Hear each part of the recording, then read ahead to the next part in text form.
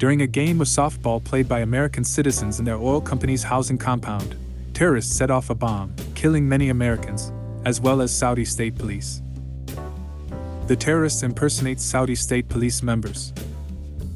One team hijacks a car and starts shooting residents, while someone runs into the baseball court. He pretends to aid the Americans, but then reveals that he is a suicide bomber and blows himself up, along with everyone near him. Sergeant Haytham of the Saudi State Police disables the stolen SSP vehicle and kills the occupants. The FBI agent Manor calls up his colleague, Special Agent Fleury, to tell him about the attack. Shortly after this, a second bomb explodes in the compound, killing more people, including Manor. Back in the US, Fleury briefs his FBI team on the happenings in the kingdom. Special Agent Mays breaks down in tears upon hearing of Francis's death. Fleury whispers something into her ear, which causes her to control her emotions. While the higher rankers deny them permission to visit, Fleury blackmails the Saudi ambassador. He agrees to provide a plane to get into the country, in order to conduct an investigation.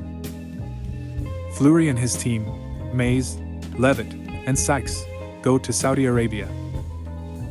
There, they meet Colonel Al-Ghazi, the commander of the Saudi State Police, force tasked with policing the compound. The Americans come to find that Al-Ghazi is not in charge of the investigation.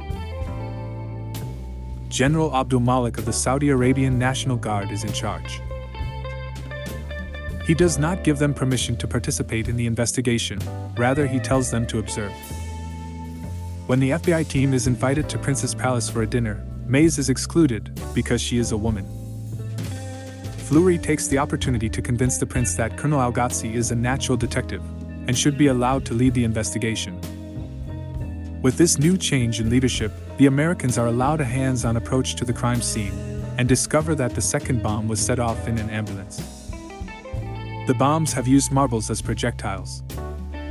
This leads them to discover that the brother of one of the terrorists had access to ambulances and state police uniforms. The police raid the house and manages to kill a few heavily armed men together with some teenagers. The Americans are then told that they have to go home by their embassy's deputy chief. However, Fleury and Al-Ghazi both believed that the teenagers that they had just killed were just amateur fighters and were not the real planners behind the attacks.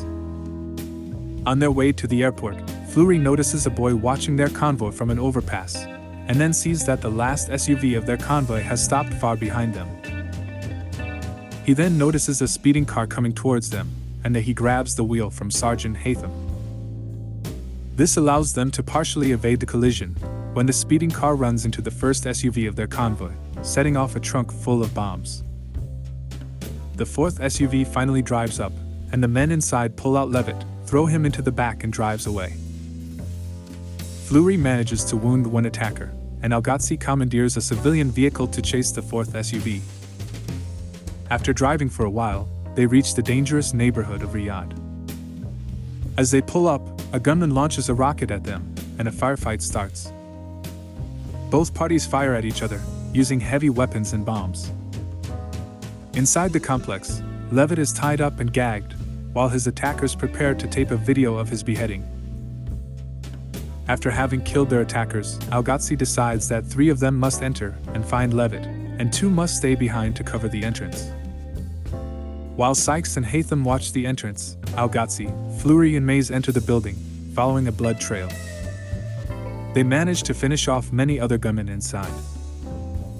Mays, separate from the other 2, scares a little girl in an apartment, and she enters to find a family with little children, their mother and grandfather. She yells at them to stay sharp, and goes across the hall to another apartment to find Levitt and his attackers. She kills the remaining insurgents in a tough fight. The team starts to come outside with Levitt. However, Mays feels unsettled about the little girl, and walks in to give the girl a lollipop. In return, the girl gives her a marble, matching the ones pieced together earlier from the bomb scene. Fleury then realizes that there is a trail of blood leading to the back of the apartment, and Al-Ghazi sees the grandfather, suspects something, and asks to help him get up.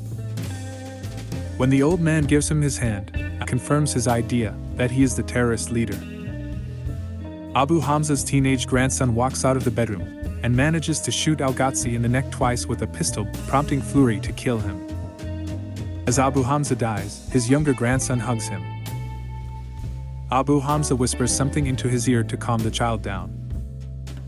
We see Al-Ghazi dying bravely in Fleury's arms. At Al-Ghazi's house, Fleury and Haytham meet his family. Fleury tells his son that Al-Ghazi was his good friend. The Americans return home, and Levitt has one final question for Fleury. What did he whisper to Maze to calm her down? The scene cuts to Abu Hamza's daughter asking her son what his grandfather whispered to him as he was dying. Fleury recalls saying, "We're gonna kill them all." The grandson tells his mother, "Don't fear them, my child, we are going to kill them all," implying that this war is a never-ending vicious cycle. Thanks for watching, and we'll see you in the next video.